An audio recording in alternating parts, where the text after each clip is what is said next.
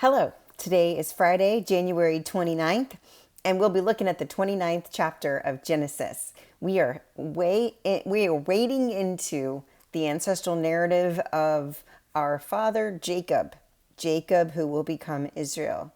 So Jacob meets Rachel at the well. So there's this well near Haran.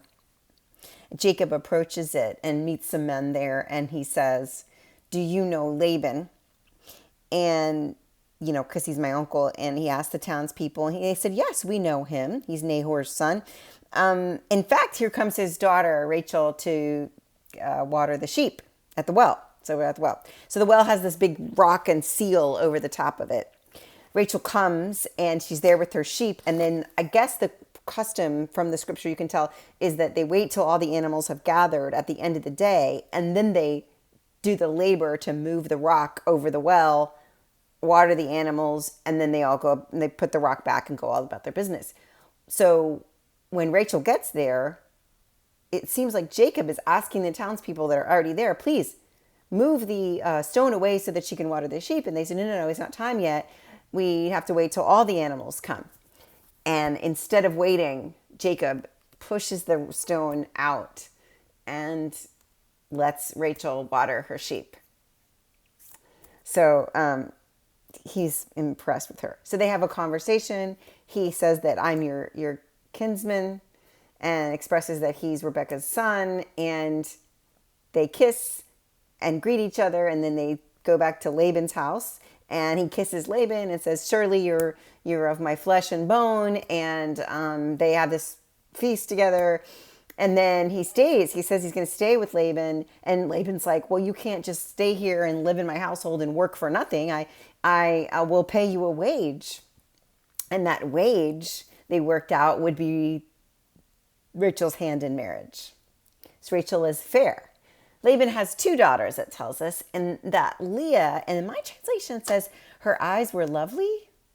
And that word lovely is not translated, I think, correctly, because that means soft or weak is the actual Hebrew word.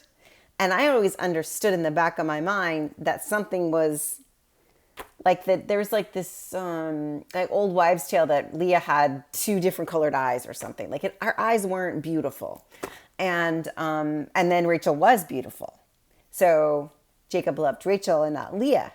And Leah's older. So he works for 7 years in order to earn Rachel's hand as a wage.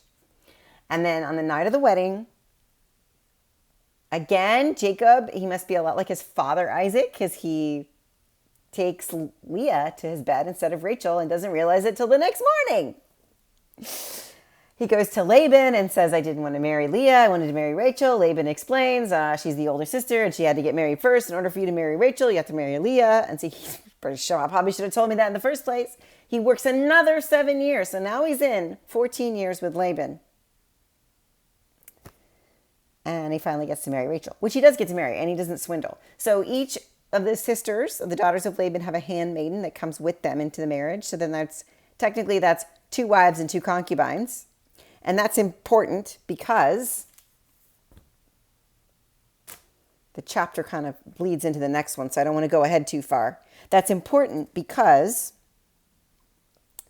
when he marries Leah, because Rachel is favored over Leah, it says, God opens Leah's womb, and Leah conceives and bears Reuben, Simeon, Levi, and Judah, the first 4 sons of Jacob.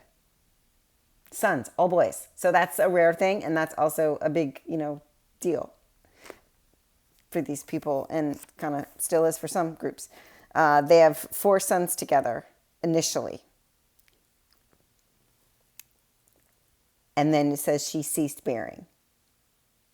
Leah ceased bearing.